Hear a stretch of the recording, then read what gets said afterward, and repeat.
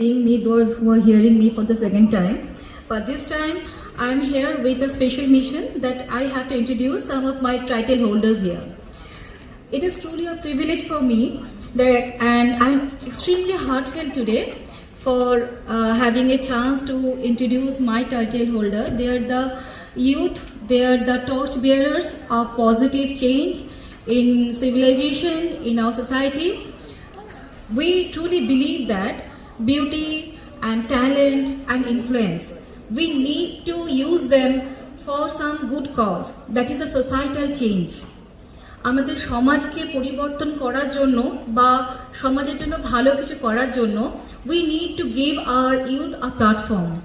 আমরা ছোট ছোট করে সবাই সবার মতো করে কাজ করি, not that we can do much, but we have our limited scope where we can do something, some justice to the entire society.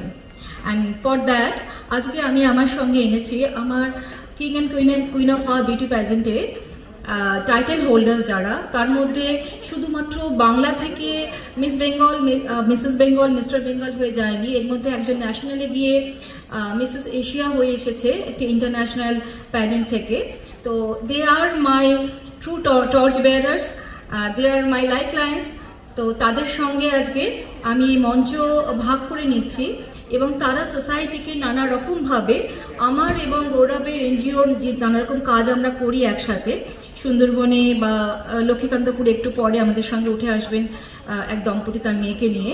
So যেটা আমরা করছি সব জায়গায় কিন্তু কখনো প্রকাশ্যে কখনো অপ্রকাশ্যে তারা আমার সঙ্গে আছে, হাত শক্ত করছে। আর তাদের সামনে আমরা আজকের দিনে এই রিল, সোশ্যাল মিডিয়া, ইনস্টার যে যুগটা চলছে, সেখানে আমরা ভবিষ্যৎ প্রজন্মকে একটু ভালো কিছু দিতে পারি না, খুব লিমিটেড স্কোপ আমাদের। তো সেইখানে গিয়ে ওরা কিন্তু জানে যে what ever we are doing, আমরা যা করছি প্রফেশনালি বা গ্ল্যামার ওয়ার্ল্ডে, আমাদের কিছু কমিটমেন্ট আছে টুয়ার্ডস আওয়ার সোসাইটি। অ্যান্ড আজকে সেইটার জন্য আমি যে ডেকে নিচ্ছি ছোট্ট কনিষ্কা, শাইলো, সত্যব্রত, আর কে এসছে আমার সঙ্গে, বিশ্বজিৎ, তোমরা সবাই এসো, শুভজিৎ, সবাই এসো, স্টেজে এসো। সবাইকে এখানে আমি এক এক করে ডাকছি এবং ওদেরকে গৌরব স্যার তোমাদের ভালো কাজের জন্য অল্প করে সম্মানিত করবেন। প্লিজ টিম সবাই এসো। I would request you all, please give them a good clap, কারণ ওরা ভীষণ ছোট আর ওরাও যে সমাজসেবার কাজে আমাদের সঙ্গে এগিয়ে আসছে।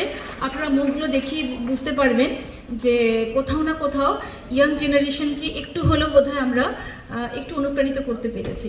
Thank you all.